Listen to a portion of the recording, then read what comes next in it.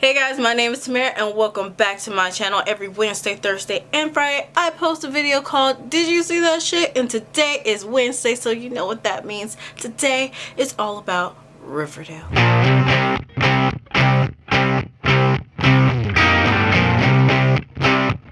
So this is season 2, episode 2, entitled Nighthawk. Let's get into the recap. So the episode opens up with Jughead going to Pop's diner and he notices that it's no one in there. And Pops is basically devastated because his workers left and everyone is scared to come to Pop's diner only because, you know, Fred got shot. But it's not Pop's fault. I know the robber did not rob them. He just shot Fred and ran without any money. So of course that's like a red flag right there. But it's not Pop's fault. So it cuts to Archie at home trying to fix his dad some breakfast. Archie gets a call from the sheriff's office and Archie is trying to get in touch with Sheriff Keller just to try and see if he has any updates on the shooting. So Betty is hell-bent on trying to fix Pop's diner, is trying to make sure that it does not close. So she's talking to Jughead and it's basically like, let's go talk to Mayor McCoy so we can kill two birds with one stone. We try to get a deal for your dad and we can try and get a deal for Pops, or try and fix what's going on with Pop. And then she notices, like, she looks over and she sees that Archie isn't in his room. So she calls Veronica and tells her to go see what's going on with Archie. So Veronica, before she goes to go see Archie, she tries to go through the front door, but Smithers stops her and tells her maybe you should go through the back door. Veronica is like, why should I go through the back door? Her dad comes in and is like, oh, he's trying to help you avoid me. And her dad is trying to make amends with her, trying to get a good relationship with his daughter, and Veronica ain't having it. And I'm just like, He walks out and, you know, of course she's like, how about never? We're never gonna be cool. She goes to Archie's house and he opens the door with no shirt on, and I'm just like, what if the fucking killer comes to your house like right now? You ain't got no shirt on. Put one on.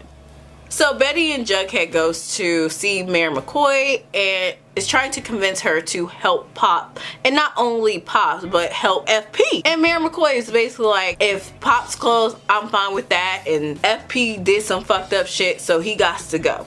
And I'm just sitting there like, you blaming Pops getting robbed on Pops. That's cold. Like, that's fucked up. And then I get it, FP did mess up with like evidence and stuff like that. Like, he tries to cover up evidence and whatnot. I get it. But do he really deserve 40 and 20 years? Do he really deserve that much time? Just saying. So Jughead ain't having it. He like, you remember this day. This is the day that you turn your back on Pops and my father. And I was just like, that's what I'm talking about, Jughead. Fight for your daddy. So we learn, and I skipped ahead a little bit, but we learn that FP is facing 20 years with a plea bargain and 40 years if he goes to trial. Now, Jughead goes to Archie's house, and I don't know if he has a key or not, but he like gets in the house and Archie was about to hit him with a bat, and Jughead's like, what are you doing? Like, why are you, what?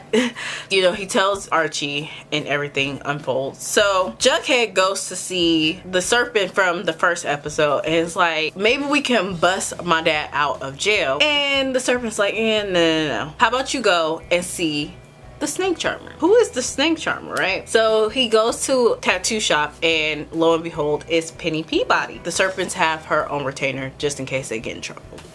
She tells Jughead to try and convince the Blossoms to say that they forgive FP for all he's done and maybe he will get time served and probation. And Jughead asks her like, what, do I pay you or what? And she says, no, you just owe me a favor.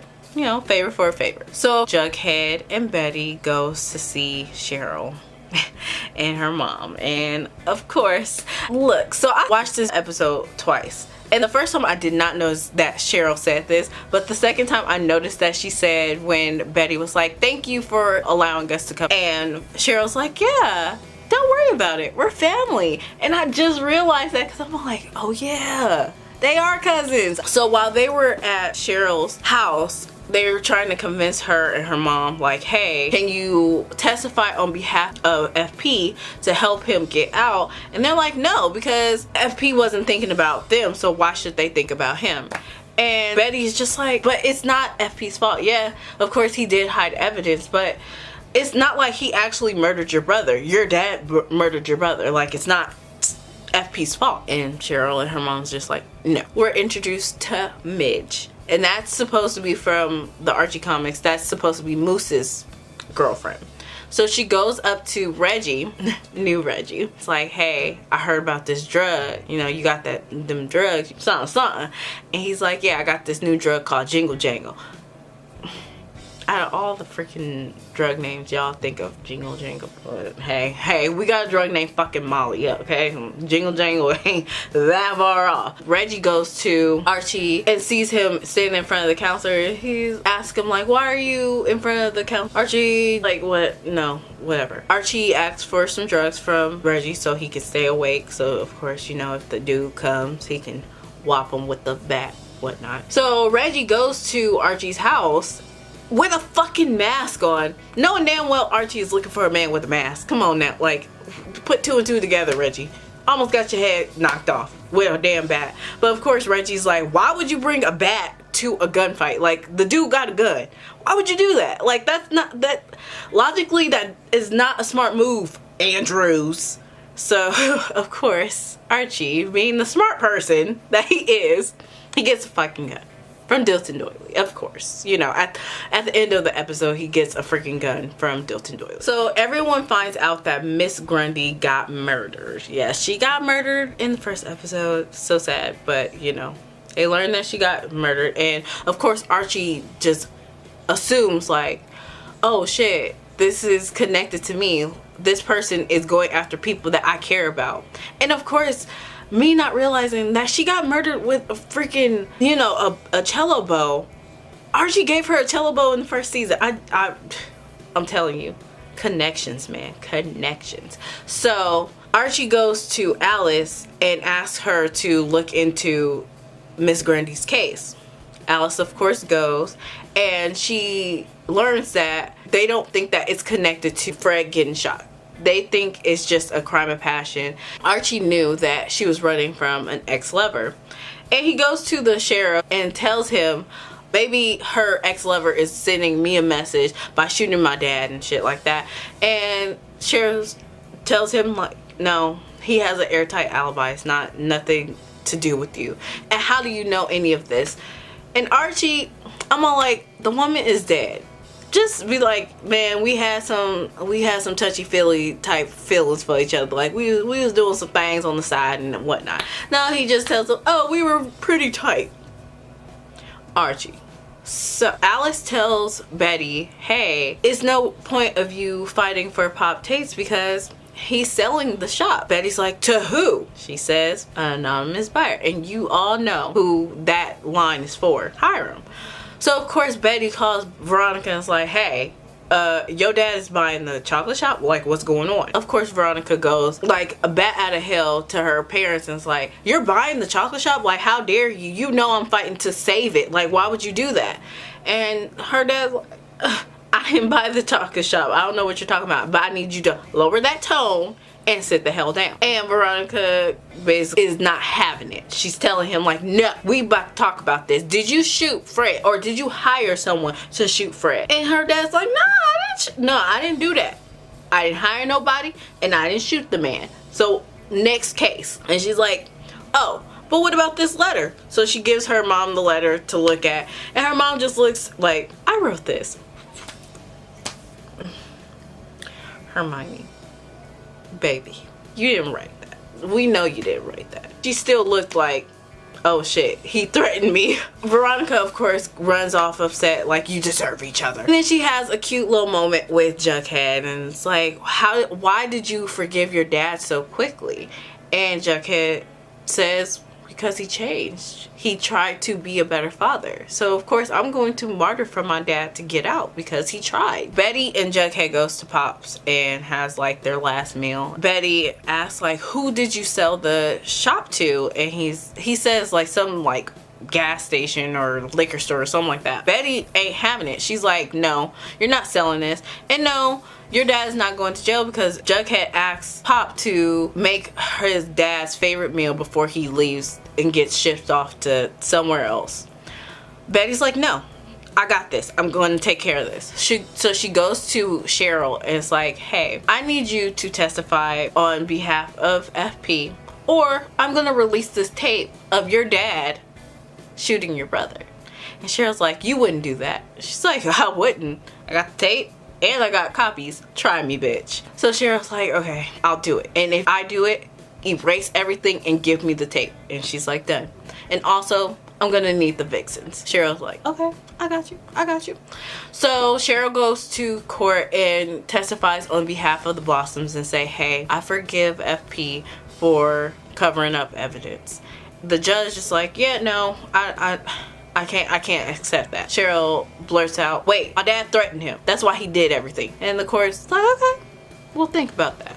We'll take that into consideration. We go to Retro Night for the fundraiser to raise money and do stuff to try and get life back into Pops. And Betty is like, no one's coming. And Alice shows up and it's like, I just want to write like a obituary for this shop. And so she sits and her mom is just sitting there taking pictures, taking it all in, because not only does she see Reggie drug dealing, Serpents walk in, Hiram and Hermione come in and they tell Veronica, hey, we're gonna donate tonight for Pop. She's trying to forgive her dad especially, but forgive her parents. So by the end of the night, Josie joins the Vixens. So she comes in and she's like into the chocolate shop and it's like, hey, wait, you told everyone that the Pussycats are going to be performing tonight? Like, I can't perform because, hello, my mom is the mayor and she's against this shit. And no, I'm one Pussycat down. And of course Cheryl's like, I can take in, like, I can bust a move and whatnot. And they do a cover of Milkshake. But the way that they sung it was cute. I actually liked it. But it was just like, my milkshake brings all the boys to the garden. They're like, it's filling your... But anyway. And then the other Pussycat that never had a fucking line last season, she just had that mean mug every time she saw Archie and shit. But this, like, she had a line. Thanks, Riverdale. Thank you for giving the girl a line, because I was just like, when is my girl gonna have a line? I'm just saying. But anyway, by the end of the night, Pop announces, hey, I'm back in action. Everybody can come. You know, I'm gonna be open until y'all stop coming. And also thanks to Hiram Lodge for donating. Hermione looks at Hiram and says, oh, I didn't know we were in the charity business. He just looks at her like, no, we not, but we own this place now. And Hermione just looks at him like, welcome back. Like, thank you for taking the rap for writing that letter. You know, Veronica would never forgive me. I was like, sneaky. I don't know if I should hate them or love them, because I actually really do love Hiram and Hermione. I really do. I love their dynamic. But anyway, by the end of the episode, you see Archie get a gun from Dilton Doily. At the end of the episode, of course, they have to bring that twist. But guess who got shot in the last like 3 minutes of the episode this time? Do I hear any guesses? Fucking Moose and Midge. First of all, why did y'all shoot Midge? This was her first fucking episode, so I'm crossing my fingers that this girl did not get killed. But I'm like, everyone's speculating that Moose is dead. I'm just saying, and that's sad, because for the next episode, Kevin starts acting up and shit, and of course, you know, Kevin and Moose had some things going on. So besides Midge and Moose getting shot, at the end of the episode, Veronica and her parents comes home. And Smithers isn't there. So, of course, Veronica's like, where's Smithers? And no, it's this man named Andre. Who the hell is Andre? Why is a man named Andre here? Where's Smithers? And Dad makes up this lame ass excuse talking. No. So it's this YouTuber by the name of Andre, and I will link his channel and the video that I'm talking about down below. So he does weekly recaps of Riverdale as well, and he came up with this theory that I think is really interesting. Okay, so his theory is that all these people that's getting shot, murdered, Or maybe they're connected to infidelity, because you know Fred had this little scandalous thing going on with Hermione, Bruce had this scandalous thing going on with Kevin, and then freaking Miss Grundy had shit going on with Archie. So maybe it's a connection with infidelity, and maybe this person is just attacking people that is cheaters. But that was a good theory. I hope you enjoyed this. If you did, please give it a thumbs up and subscribe to this channel where I post 4 days a week. Also follow me on all my social media links, my Twitter, Tumblr, and Instagram. I post regularly on all those good stuff. And also leave a comment down below who you think either A, the Black Hood is, and B, who you think is gonna get killed or shot at next week. Just saying. So I think that's all I want to say, and I guess I'm gonna see you guys next time. Bye.